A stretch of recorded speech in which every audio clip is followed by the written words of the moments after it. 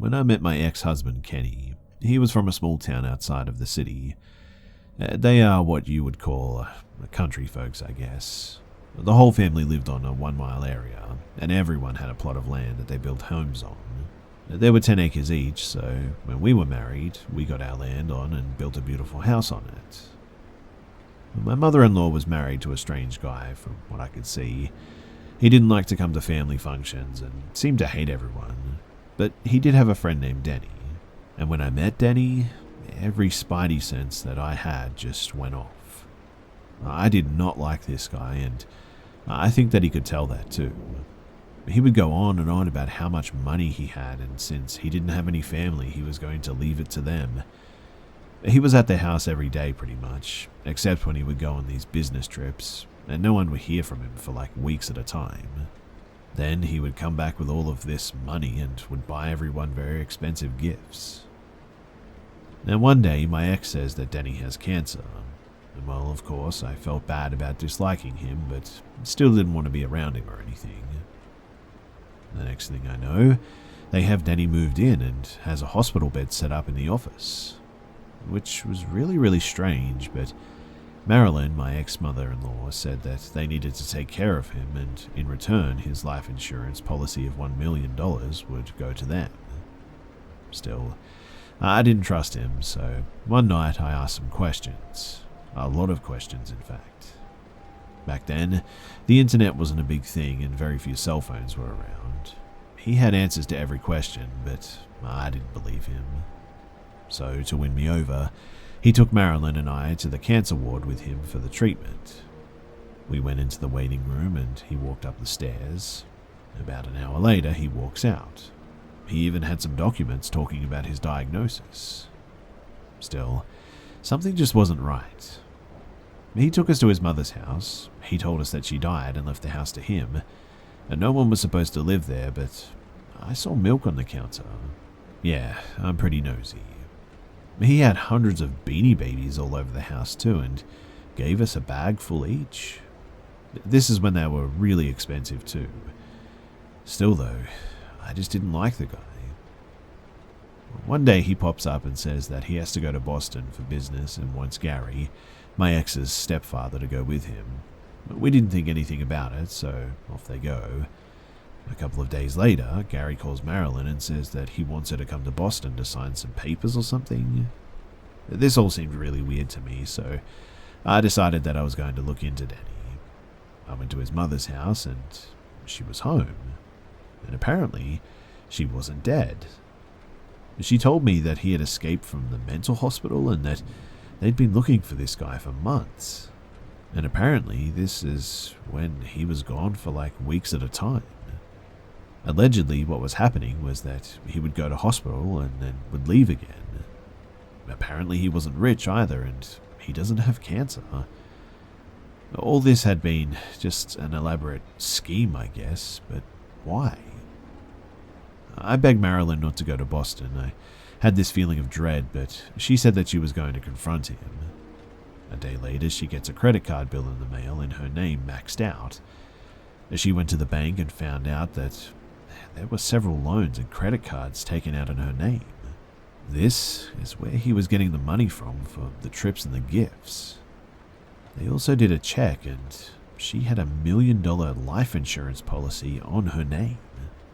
Then, Kenny's younger sister comes to us and says that she woke up in the middle of the night and saw Danny and Gary in the backyard, apparently getting it on, and didn't say anything because she thought that it had just been a dream.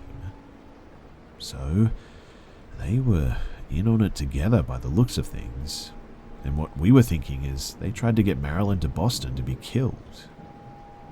She acted like nothing happened when Gary called, and she said that she couldn't get off work and they came home to the police waiting on them. Gary denied everything and acted shocked, and she let him back home.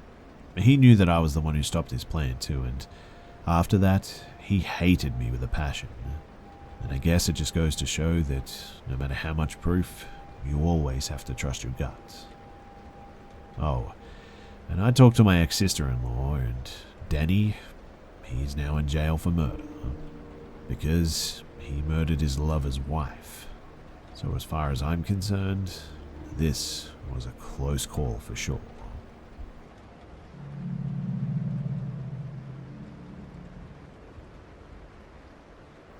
This happened in South Carolina, and it's one of the worst experiences of my entire life, and I hadn't thought about it for a long time. Someone said that I should write a book of all the horrible things that have happened in my life, because it should be more than a person can handle, but anyway, I was dating a guy for a couple of weeks, and we went to one of his friend's house in the middle of nowhere. It was a sort of run-down older mobile home, but who am I to judge?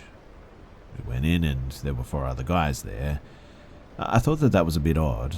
I was the only girl, but just shrugged it off. They wanted to play a drinking game, and back then I was a little wild, so I was game. And after about an hour, things got really weird. I could see them looking at each other like there was an inside joke. I decided to get up and go to the bathroom, and when I came out, someone pushed me in a bedroom and locked the door.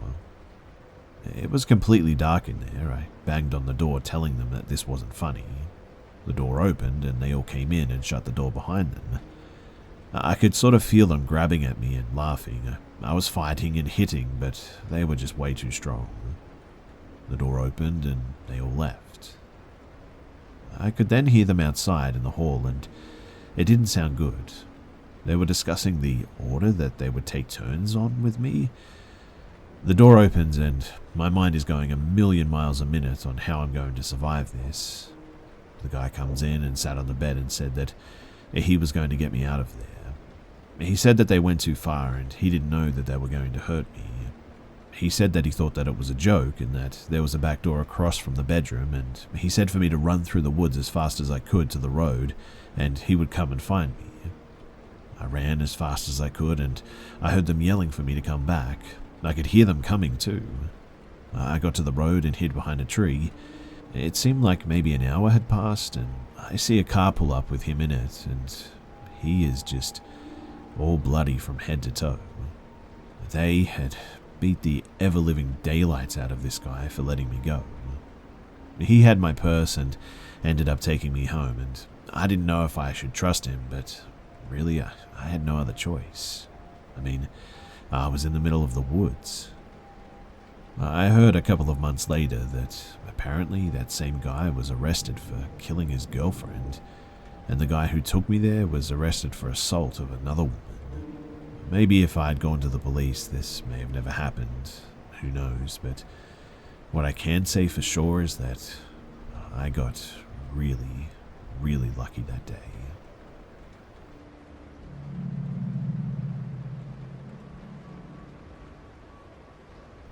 So about 10 years ago, I'm a cocky little thing. 18-year-old dude who thinks he has the world by the balls.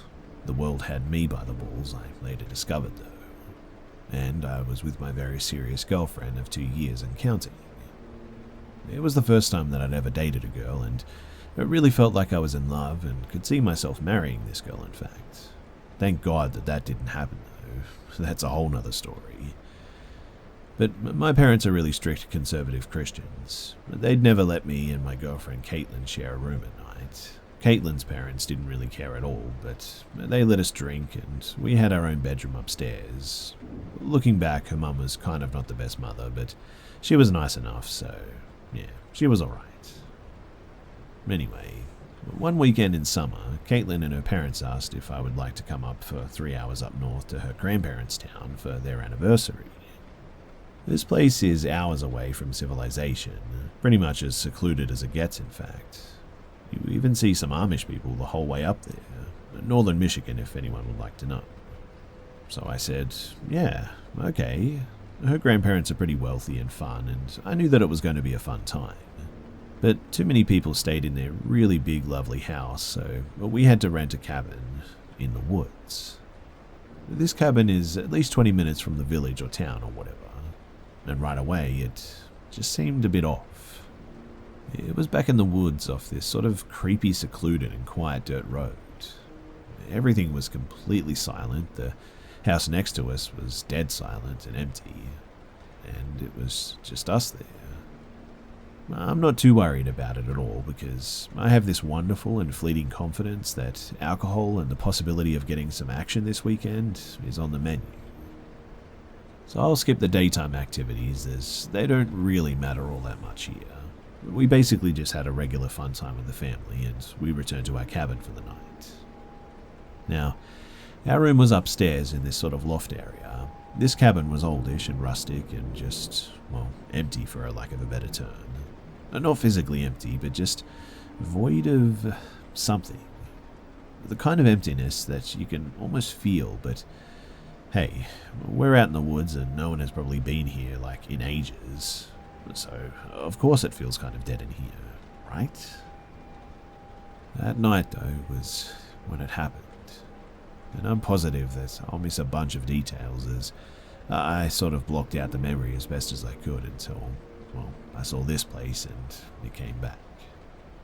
So, I'm sleeping in this really awful mattress next to Caitlin and I drift off and have the most horrible nightmares. They weren't dreams, though. It was sort of real. It was as though my soul was able to move around and even interact with the bedroom. And I could even see our bodies were lying fast asleep there. But I was sort of awake. My body was asleep, but I was somehow completely mobile without a body. It was a weird dream, and to be honest, I thought that that's all it was. The bedroom was dark, and the moonlight from the window lit up the center of the room. There were so many people there, all deceased, standing in a circle, sort of chanting. In the center of their circle, I see a little girl with blonde hair, maybe 7 years old, and she's in this white dress, almost glowing too in the most disturbing way. The people turn to me as they notice that I'm watching and am aware of the fact that I'm there. They slowly approach me all chanting and murmuring. I can't remember the words exactly, but I'm positive that they were performing some sort of a ritual or sacrifice to kill this girl. It was like the scene from Rosemary's Baby, something that I never saw till very recently, but that's the best way to describe it. Anyway, they came to me with their hands outstretched, looking dead and sort of rotten, and as they begin to strangle me, I wake up. And waking up is usually when everything goes back to normal, right? But I wake up and see the rocking chair is rocking, like flying as if someone had slammed into it. At this point, I'm just like, nope, and I close my eyes and I just pray and hope the sun will rise soon. It didn't though, and unfortunately, at some point, I fell back to sleep. The next dream goes like this. I'm on a roller coaster with all sorts of people and it's going straight to the sky up into heaven. I'm happy and stoked and cheering, and right before we get to the pearly gates, the roller coaster goes down, straight down, into the earth and into the fire and into hell. And all I can hear is blood-curdling screams for help and screams of murder. So much agony and terror.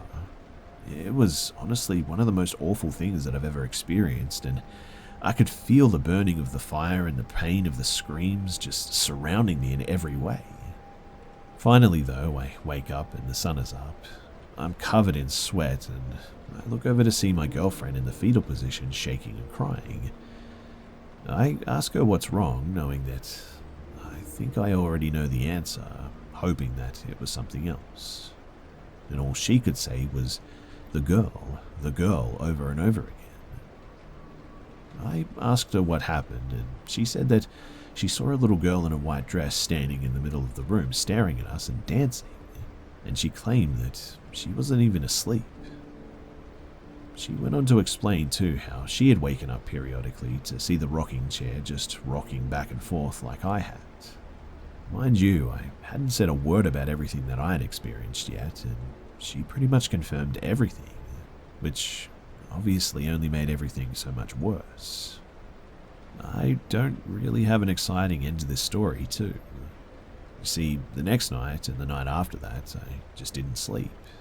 There was a Porn Stars marathon on TV, thank God, and I stayed up all night with the lights blasting from that to stay awake.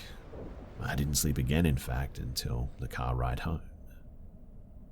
Caitlin and I talked about it, I I think maybe once or twice after that, and then we just never spoke of it again.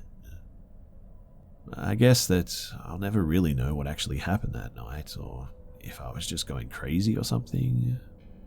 All I can say for sure is that I'm never going anywhere near that town again. As much as I would like answers, I would rather just forget about, well, all of this.